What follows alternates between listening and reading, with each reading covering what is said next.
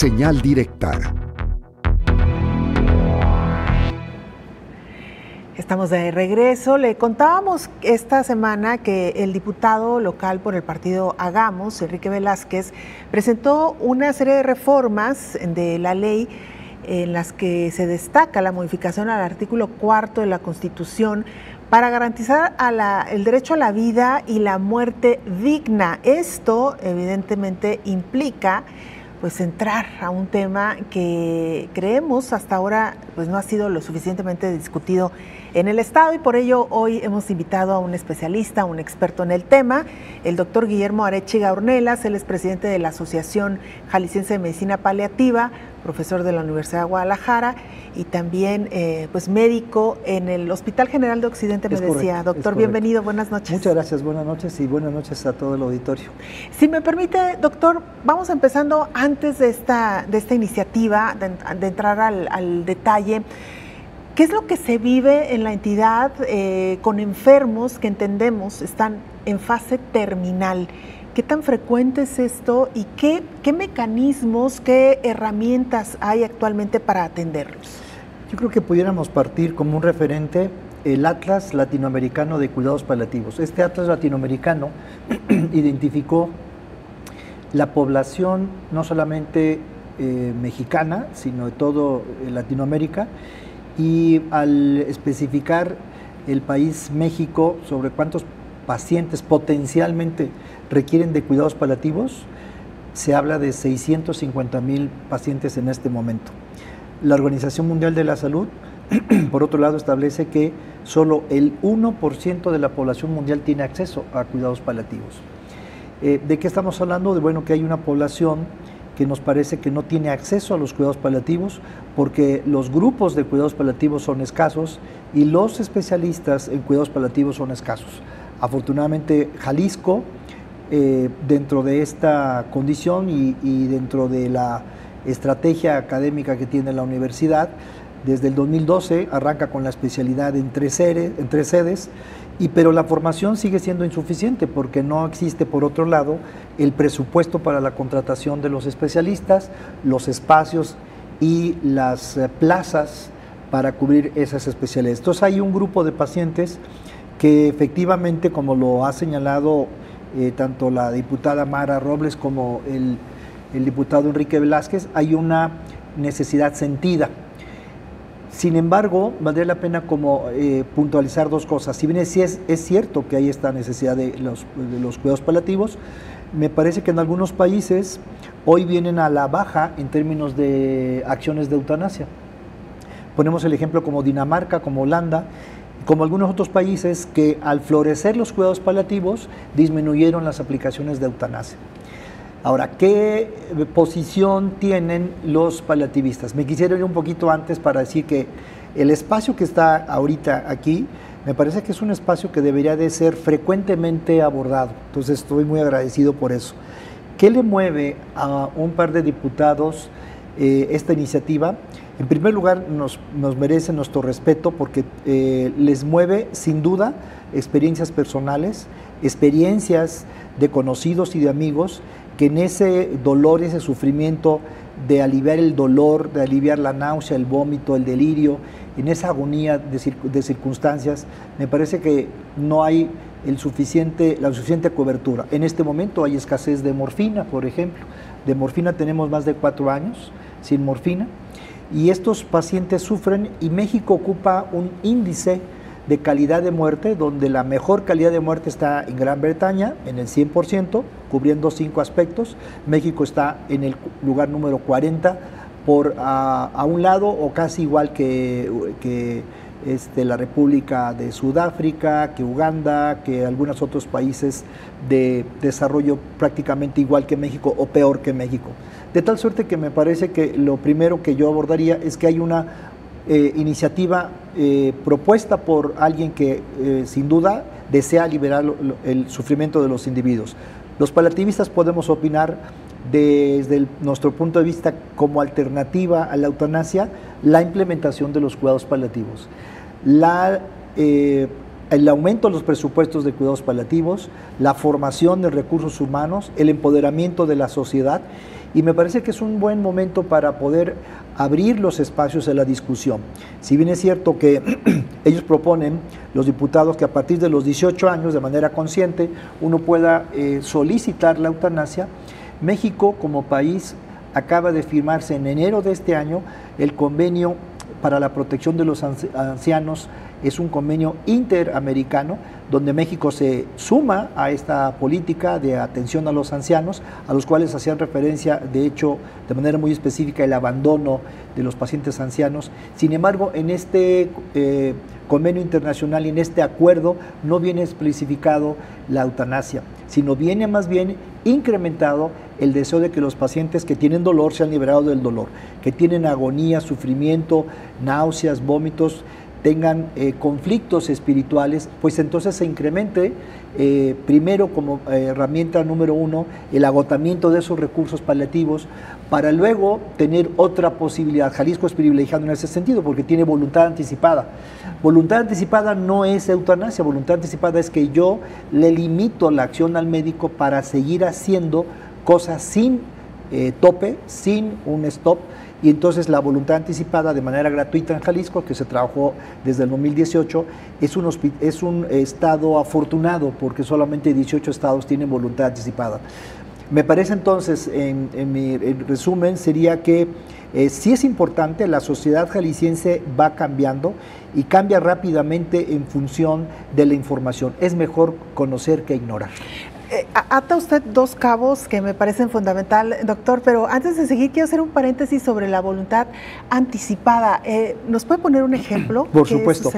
La voluntad anticipada es un documento oficial que está y que surge de la necesidad de la negativa de un paciente que en una condición de incurabilidad, de un pronóstico que no es favorable, tomar conscientemente la decisión de ya no continuar con un tratamiento que no le sea favorable, que por otro lado sea costoso, que demande un sacrificio, que deje a la familia prácticamente en bancarrota. Esa voluntad anticipada existe, es gratuita y está en Secretaría de Salud y en algunos otros hospitales privados y públicos.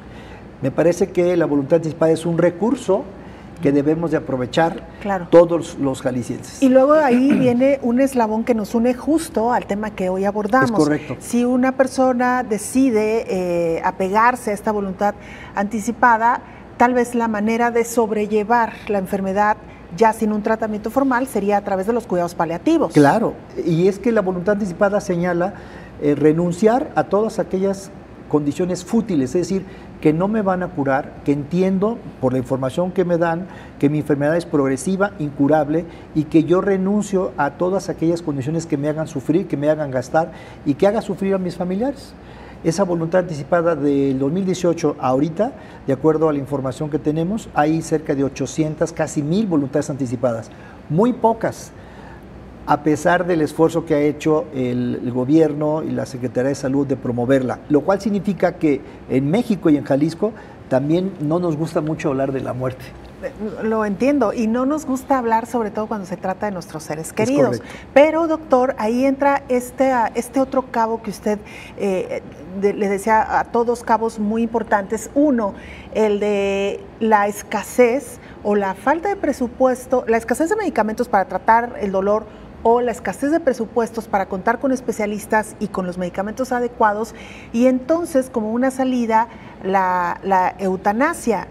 Me llamó mucho la atención esta referencia que usted hacía en estos países donde primero se aprobó la eutanasia, que ahora ha ido en descenso. Es decir, no habría necesidad quizá de tener la eutanasia, o sí, pero si tuviéramos suficientes medicamentos o suficientes especialistas. Es correcto. Quiere decir que para los paliativistas en el país y en el mundo hay que agotar todas las posibilidades analgésicas, espirituales, psicosociales, de redes de apoyo, para que se puedan dar esas condiciones, porque saltarnos hacia el vacío en la legalización con un país que va camino, lo digo con todo respeto, camino a perfeccionar sus leyes, que todavía existe dificultad para la justicia, me parece que sería presa de condiciones, como lo hemos visto, sobre conflictos económicos al final de la vida, cambios de testamento al final de la vida por parte de los familiares. Entonces me parece que, si bien es cierto, los diputados son movidos, al igual que nosotros, y ahí coincidimos en términos de que hay que aliviar el sufrimiento, y este sufrimiento me parece que es una naturaleza humana. Hay evidencia de 30,000 años donde los individuos rescatados los huesos rescatados de un individuo lograron no solamente amputar esa extremidad, sino que lo curaron y se ve evidencia de cicatrización. ¿Por qué no lo abandonaron a las fieras o por qué no se lo comieron, etcétera, etcétera? Hay una naturaleza humana compasiva, es decir, este deseo de liberar a los individuos del sufrimiento. Me parece que la iniciativa es promovida por ese aspecto. Y en concordancia y en coincidencia, los paliativos han estado viendo el sufrimiento desde épocas inmemorables, siempre en función de garantizar este alivio, esta condición.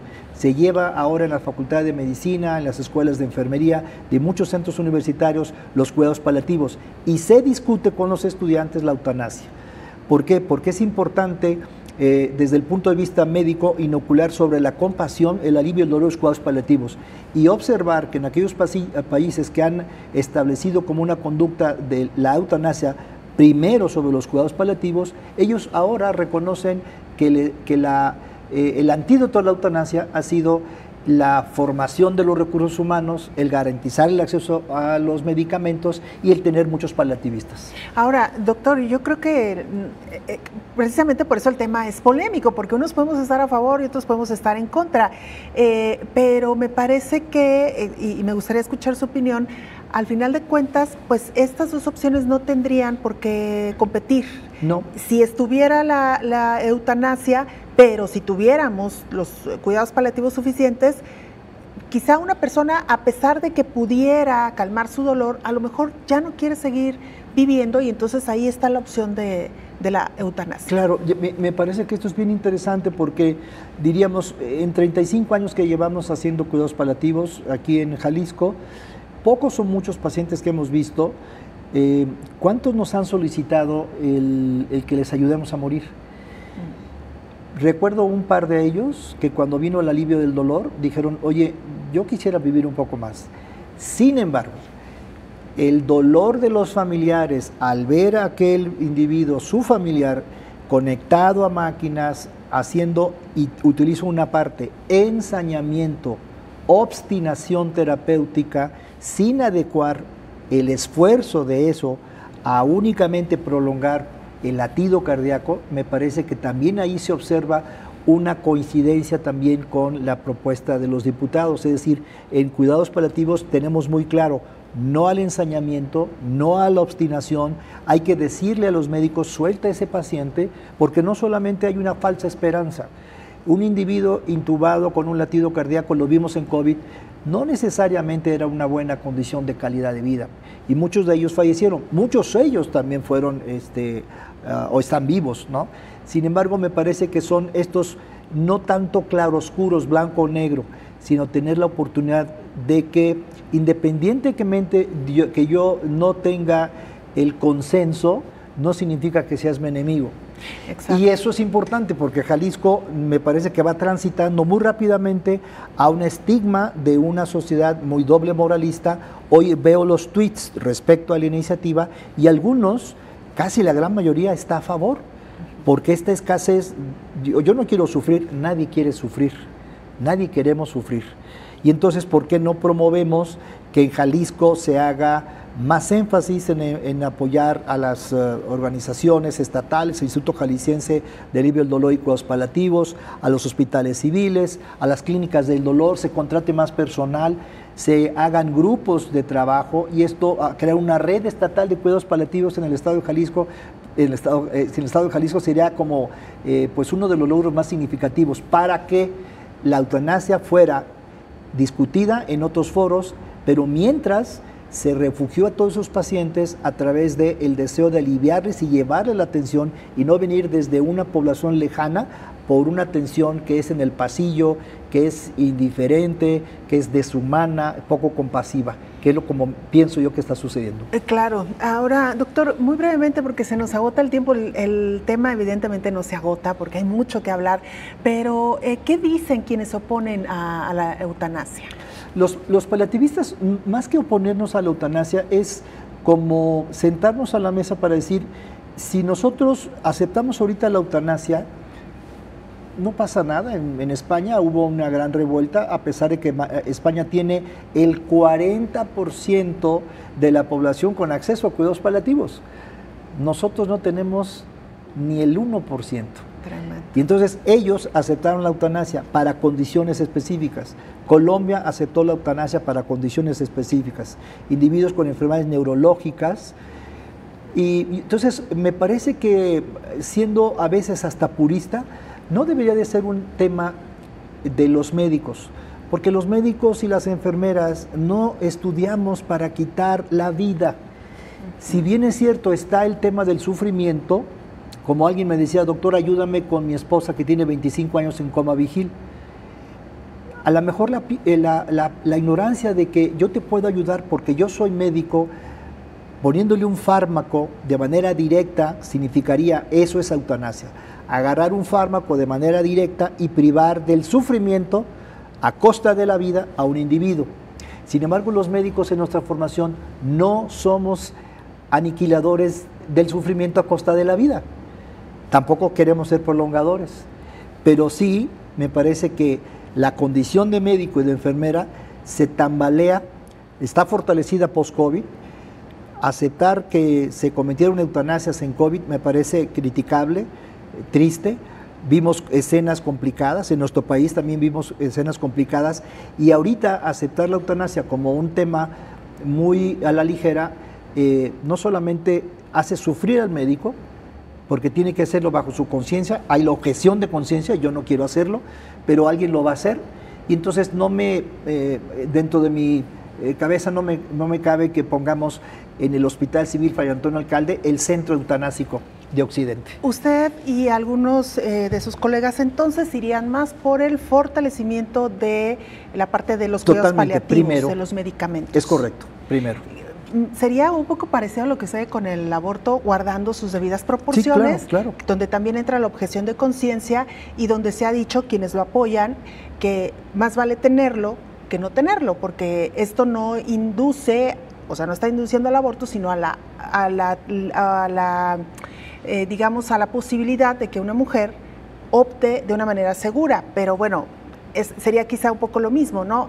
Que ahí está la eutanasia, y si alguien así lo decide, que recurra, pero luego, ¿qué médico querría hacer o inducir esta eutanasia? En fin, un tema muy apasionante, doctor, que ya tendremos oportunidad de, por supuesto, con mucho gusto, invitarlo de nueva cuenta. Muchas gracias. Muchas gracias a ustedes también. Gracias. Bueno, por lo pronto, ahí está.